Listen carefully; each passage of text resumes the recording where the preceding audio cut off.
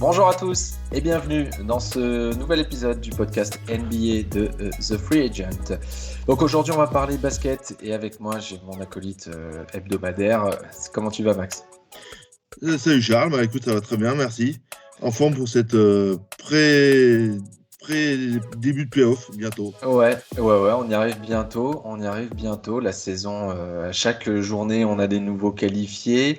Et justement, ça va être l'un de nos sujets du jour. On va aborder deux sujets. Le premier, on va parler de la course au play-off, et notamment à l'ouest, parce que la bataille fait rage. On connaît déjà 4 qualifiés, mais il en manque encore 2, plus bien entendu le play-in, et on fera un petit aparté justement sur le play-in, parce que ça déchaîne les passions en ce moment. Et puis on parlera un petit peu de la saison de nos Français qui étaient dans les différentes franchises NBA. Donc, on commence tout de suite avec la course au play-off. Alors, petit point classement après les matchs d'hier. Dans la conférence Ouest, on a donc Utah qui a repris son trône de premier de la conférence, qui est suivi par Phoenix. Denver, qui a perdu hier soir, reste troisième. Les Lakers sont quatrième. Donc ces 4 équipes qu'on vient de vous citer sont d'ores et déjà qualifiées pour les playoffs. En cinquième, on a les Lakers qui ont gagné hier soir et je pense que ça leur a fait du bien, sinon ils tombaient au même niveau que Portland. On a Dallas 6e, on a Portland 7e, le Golden State 8e, Memphis 9e, San Antonio 10e et encore mathématiquement en course, on a New Orleans qui est 11e et Sacramento qui est 12e. Alors Maxime, qu'est-ce que tu peux nous dire un petit peu sur cette course au play-off à l'Ouest? Comment toi tu vois les choses là pour la grosse semaine qui reste avant la fin de la saison régulière? Ce qui est sûr déjà pour les 2 premières places, on est à peu près sûr que ça joue entre le Jazz et les Suns. Sachant que les Suns ont le tiebreaker. Donc ça, c'est déjà un premier point. Après, sur les passes de 3-4, ça va jouer entre les Nuggets et les Clippers aussi. Je vois difficilement, ils ont 6 matchs d'avance sur les Lakers. Donc c'est pareil, les passes de 3-4, ça va jouer entre les Nuggets et les Clippers. Ouais. Donc voilà. Et après, par contre, là où ça va être intéressant, c'est de 5 à 7. Où là, effectivement, entre les Lakers, les Mavericks, les Trailblazers, ça joue à un match. Donc ça, c'est vraiment, et vu la forme actuelle très fluctuante des Lakers, il pourrait y avoir la catastrophe de les voir 7e et donc au play-in, ce qui m'étonnerait qu'à moitié.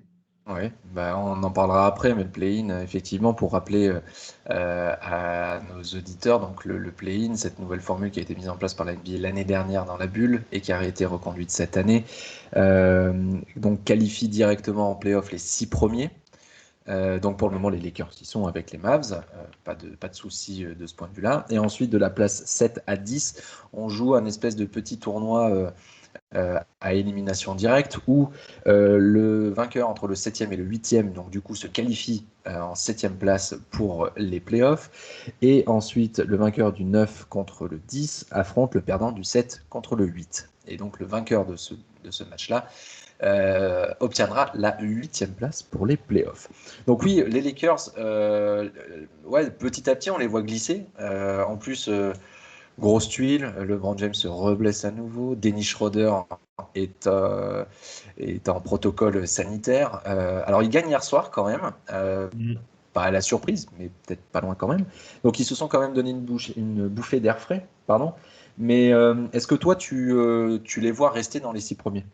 Moi, personnellement, la seule chance qu'ils ont, c'est que Portland est aussi est très malade comme eux. C'est-à-dire que là, Portland est sur 4 victoires pour 6 défaites. Eux, les Lakers sont sur 3 victoires pour 7 défaites. Autant les Mavs, eux, peuvent monter, je pense qu'ils peuvent clairement prendre la 5e place. Et donc, jouer les Clippers au premier tour. autant les Lakers, oui, moi, les Lakers et Portland, ça va vraiment jouer à celui qui est le moins mauvais. Si on regarde le calendrier des Lakers, le 7, donc là ils ont une petite pause quand même Mm. jusqu'au 7 mai. Ils jouent les Clippers. Ouais, Alors bon, les Clippers qualifiés, mais bon, bon entre 3 et 4, effectivement, la bataille fait rage avec Denver. Donc potentiellement, celle-ci, ils peuvent la perdre. Ensuite, le 8 en back-to-back, en plus, il joue qui? Eh ben, il joue Portland. Comme bah ça, oui. comme ça, on va tout de suite savoir un petit peu de quel bois ils seront faits. Le 10, il joue les Suns. Le 12, il joue les Knicks. Alors les Knicks, voilà, petit aparté, en tant que fan des Knicks, bravo les gars pour la première saison victorieuse depuis 2013. Donc c'est vraiment génial. Donc en grande forme. Après, le calendrier est un petit peu plus simple sur la fin, mais du coup, il reste que 3 matchs. Les Rockets, les Pacers et les Pelicans, avec du coup 2 matchs à l'extérieur, avec 2 équipes qui seront sans doute au moment où les Lakers joueront, seront sans doute soit déjà qualifiés pour le play-in, soit éliminés de la course au play-off. Donc, franchement, sur les 2, 4, 6, sur les 7 matchs qui restent, bah, ok, ils peuvent en prendre 3. Allez, Moi, allez, peut-être 4 en se disant que les Knicks, ils peuvent prendre les Knicks à la grande limite. Mais ouais, pour franchement, moi, limite. ouais, c'est vraiment limite limite quoi. Donc ils peuvent Ouais. finir avec 3 victoires et quatre défaites. Si on continue comme ça l'analyse vite fait de. Moi, j'ai regardé Portland, là. Ouais, t'as regardé Portland, bah vas-y, on fait Portland. Et ben Portland, bah donc il joue Cleveland, bon ça, il joue Cleveland jeudi. Après, donc là, il y a un match contre les Lakers. Après, il joue San Antonio-Houston. Donc ça, c'est 2 matchs qu'ils peuvent prendre. Même si San Antonio Mhm. qui a la lutte pour play-in, ils vont pas être bons à prendre. Ça va être aussi un match Non, ça c'est très, clair. très, très intéressant. Puis alors, par contre, les 3 derniers, ils vont à Utah, ils vont à Phoenix, et ils reçoivent Denver. Donc autant te dire que c'est vrai que vu leur forme actuelle, honnêtement, s'ils en prennent un contre Cleveland et contre Houston, on va dire, donc deux sur 7, oui, ce serait pas étonnant. Et encore, Houston, ils sont capables de tout. Donc voilà. Ouais. Donc Portland, pas forcément dans la meilleure situation. Par Non contre, plus. ceux qui devraient s'en sortir le mieux, c'est peut-être bien les Mavs. Euh, ils jouent ce soir. Ouais. Ils jouent ce soir contre le Heat. Ensuite, ils enchaînent les Nets, 2 fois les Cavs, les Grizzlies, les Pelicans, les Raptors et les Timberwolves pour terminer. Donc franchement, déjà, ils évitent leur bête noire qui est Sacramento. C'est C'est clair. déjà, c'est déjà ça pour eux. Euh, mais par contre, oui, ils peuvent largement en prendre, sachant que les Nets, bon, ils peuvent peut-être le laisser filer. Les Cavs, ils devraient prendre les deux. Ça, c'est sûr. Les Grizzlies, ça devrait le faire aussi. Ouais. Les Pelicans et les Raptors aussi. Donc franchement, là, on peut compter. Ça fait 1, 2, 3, 4, 5, 6. Oui, Et Minnesota, surtout, qu'ils peuvent et prendre le dernier. Minnesota à la fin. Donc Dallas pourrait. Je pense que des trois, c'est quand même Dallas qui est le plus sûr de sécuriser sa place en playoff. Ah oui, oui, oui. Playoff directement. Je sais pas ce que tu en penses. Ah oui, je suis tout à fait d'accord, hein. Au niveau des calendriers, puis au niveau de la forme actuelle, avec un Luka Doncic qui est très fort actuellement, qui marche un peu sur l'eau, qui, qui se tape la concurrence avec un certain Stephen Curry, qui est encore sur une moyenne à plus de 40, qui a encore fait un match à plus de 40 points hier, entre parenthèses. Donc vraiment, là, honnêtement, ça va. Oui, les Mavs vont être bons, et honnêtement, en play-in. Je mets alors au parlant parce que jouer les Warriors, ça va pas être facile. Non, non, non. Ça c'est certain, surtout avec leur forme actuelle. Donc on Mm. aurait. Alors si le classement reste là, Mm. on aurait en play-in, on aurait Portland Golden State et on aurait Memphis San Antonio. Ce qui pourrait donner donc un potentiel premier tour entre euh, Utah et Portland Golden State, Memphis ou San Antonio. Mm. pas simple non plus au final. Si c'est Portland ou Golden State, c'est pas forcément gagné. Enfin, a priori, Ouais, si, Utah parce que c'est devrait. une équipe qui. Parce que comme Utah adore défendre à l'extérieur, et, Oui, je veux dire, ce sera plus facile pour eux que jouer face à des intérieurs dominants où il y a juste Rudy du côté d'Utah. c'est ça. Ensuite, Phoenix, qui du coup pourrait prendre soit Portland, soit Golden State. Mhm. Beau match en perspective. Ça, c'est sûr. Denver contre Dallas. Belle affiche aussi. Et puis alors on aurait une bataille de Los Angeles dès le premier tour des playoffs entre les Clippers et les Lakers. Enfin, Ouais. c'est absolument fantastique. Et c'est peut-être pour ça que LeBron a fait les commentaires qu'il a fait sur le play-in là, ces derniers jours, en disant, si vous n'avez pas vu, entendu, lu sur les réseaux sociaux ou sur les différentes émissions de télé, LeBron James a vivement critiqué le play-in en disant que celui qui était venu avec cette idée devrait être renvoyé de son job. Alors, est-ce que... alors ok, on le sait, LeBron, il a 36 ans. Même s'il il a fait une saison jusqu'à sa blessure absolument incroyable pour l'âge qu'il a, le corps forcément est en train de, pas de dire stop, mais de récupérer beaucoup moins vite. Donc, est-ce qu'il n'a pas dit ça sous le coup euh, pas de la colère, mais de se dire, on joue déjà suffisamment de matchs dans la saison régulière, on nous a fait commencer plus tôt, on n'a pas eu de break, et là en plus, potentiellement, je vais devoir jouer et les Lakers vont devoir jouer un match supplémentaire, enfin même un voire deux matchs supplémentaires, parce que s'ils terminent septième et qu'ils perdent le premier match, ils partent sur un deuxième match, et des matchs à élimination directe, donc avec de la tension, avec du stress. Je sais pas ce que tu en penses, ça a l'air Bah, d'être après, une moi super je action. ne suis pas un pro LeBron bashing. Pas forcément un anti-LeBron, mais là, je pense que honnêtement, il aurait dû. Je- il a prêché pour sa paroisse, clairement. Mais Ouais, honnêtement, pour l'intérêt de la Ligue, moi, personnellement, je suis très favorable à ce play-in. Pour plusieurs raisons. C'est que du coup, ça met plus en jeu. Ça concerne plus d'équipes. Et ça évite, pour des équipes en milieu de tableau, de faire du tanking eux aussi. Donc, je trouve. Et en plus, ce côté match win or go home, très proche du format NCAA, je trouve, du college football, du college basket, pardon.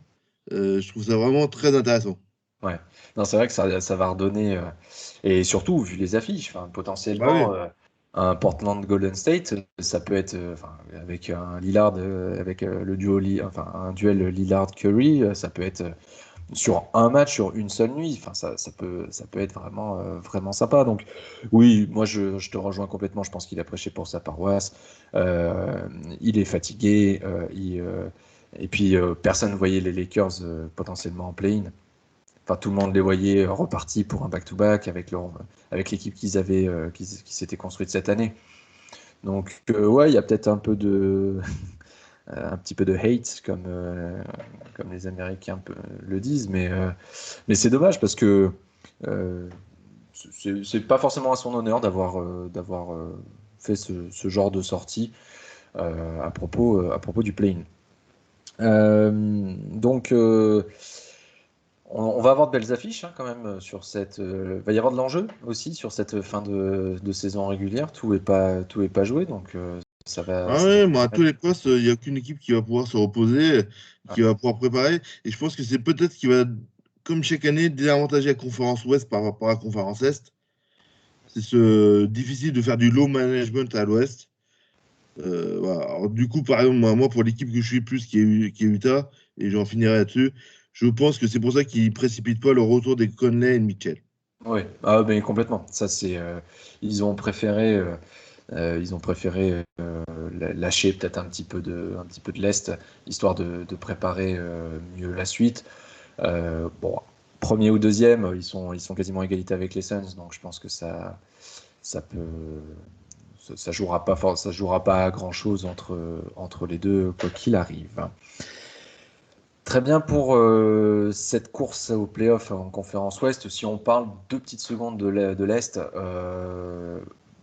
il n'y a rien qui a bougé pour le moment. On a toujours juste les Sixers et les Nets qui sont qualifiés. Je pense que Et puis il y a les Bucks aussi Milwaukee. qui sont qualifiés, qui ont même gagné leur division. Voilà, donc on devrait pas tarder à avoir le reste dans cette partie-là de la conférence. Et on voulait parler, c'était le deuxième sujet comme on vous l'a dit en introduction, on voulait parler un petit peu de nos Frenchies. C'est vrai qu'on en a parlé tout au long de la saison. Maxime, tu as eu la chance de pouvoir discuter un petit peu avec Rudy Gobert il n'y a pas si longtemps que ça, en exclusivité. Je le rappelle, on était seul à seul avec lui. Ce serait bien qu'on fasse un petit point sur tous nos Français parce que les auditeurs le savent peut-être pas, mais la France a le plus gros contingent de joueurs étrangers. Donne à Derrière la les NBA États-Unis et Canada. le plus gros contingent de joueurs étrangers en NBA hors Canada et et français. Donc on est pourvoyeur de joueurs, de bons joueurs. On se souvient qu'à la draft, Kylian Hayes avait été drafté en position numéro 7. Alors, si on fait un petit bilan de nos Français, qu'est-ce qu'il en ressort? Pour moi, donc, on a un titulaire et un All-Star qui est Rudy, qui est vraiment qui a figure de proue et qui on va croiser les doigts et toucher un peu du bois pour qu'il soit défenseur de l'année pour la troisième année. Derrière, on a deux rookies. Un qui a été sous-coté, mais qui, quand on suit un peu ce qu'il faisait en Euroleague, pour moi, ça me surprend pas vraiment, qui est Théo Malédon, qui s'est installé comme titulaire à OKC, voilà, qui est vraiment très très bon et qui fait vraiment des choses vraiment, comment dirais-je, vraiment très bien. En plus, à côté du français de deuxième année, Jalen Howard, qui aussi monte en puissance. Donc ça, c'est dans cette équipe de très jeunes, donc c'est vraiment très intéressant. Kian Hayes, qui a été blessé malheureusement, qui a eu une très grosse blessure, mais qui là revient, et qui pareil, à côté du français de deuxième année, Sekou Doumbouya, et là, hier soir, ils étaient titulaires, ils ont claqué qui est plus de 5 points. S'il passe pour Kian, c'est trop bon pour Sekou. Donc ça, c'est vraiment intéressant, c'est la relève. Et puis, comment ne pas parler des vieux briscards que sont Nico qui renaît littéralement en sixième homme du côté des Clippers et malheureusement Evan qui n'a pas de chance et a été touché par le Covid du côté de Boston après son transfert qui était vraiment une immense opportunité pour lui, qui malheureusement touché par le Covid a du mal à revenir. Et puis autrement après on a des Timothée qui joue à Brooklyn, qui est clairement qui est 7 8e homme, on va dire, du côté de Brooklyn. Puis par contre, il faut passer à la division et les autres Français, donc la majorité en nombre, sont quand même c'est des joueurs de 4e, 5e ordre. Ils sont tout en bout de banc. Il y a un joueur qui a pas de chance pour moi à mes yeux, alors qu'il a un énorme potentiel, c'est Frank Ntilikina du côté des Knicks, Ouais. qui est tombé sur un coach qui ne lui fait pas confiance. Alors pour moi, il a un énorme potentiel. Et c'est vrai que par contre, c'est sûr que des Alex Soupan, des Kylian Tilly, des Adam Okoka, voilà, c'est plus compliqué pour eux. Voilà. Après, Alex Toupane a fait une très bonne saison en G-League Mm. qui lui a permis justement de signer avec les Bucks. Donc voilà, je pense il faut aussi un petit peu le temps. Il arrive quand même dans une équipe voilà, qui est bien rodée, qui vise complètement le titre cette saison. Donc voilà, c'est aussi compliqué d'arriver dans ce genre d'équipe. D'ailleurs, en parlant d'équipes qui jouent le titre, on a quand même effectivement Rudy et Nicolas Batum qui eux sont clairement dans des équipes qui peuvent aller au bout. Nicolas Batum euh, c'est un peu le phénix. Il renaît de ses cendres cette saison. Ça fait plaisir à voir. Il est bon en défense. Il est dur sur l'homme. En attaque, eh ben, il a été titulaire un bon nombre de fois aux côtés de Paul George et de Kawhi Leonard. Son adresse à 3 points est revenue.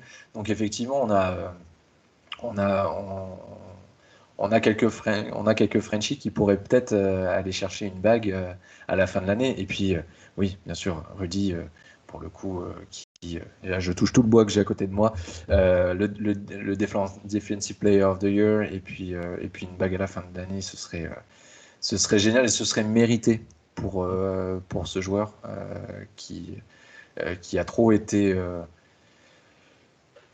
pas mis de côté, mais Bah, dénigré, qui a été dénigré et qui n'a pas été considéré à sa juste valeur, mis à part au Jazz, où on lui a fait confiance avec le contrat max qu'il a signé en début de hmm. saison.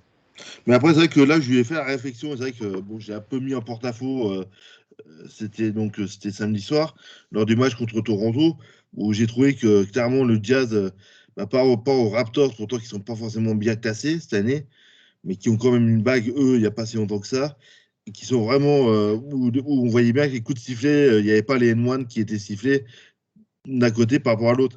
Donc Rudy m'a clairement dit que bon, ça me mettait un peu en difficulté cette question et que j'allais lui causer des problèmes. Oui, bah oui. Mais bon, voilà, mais c'est vrai que, mais clairement, voilà, il y a un manque de respect, je pense, à la Ligue vis-à-vis du Jazz et de Rudy.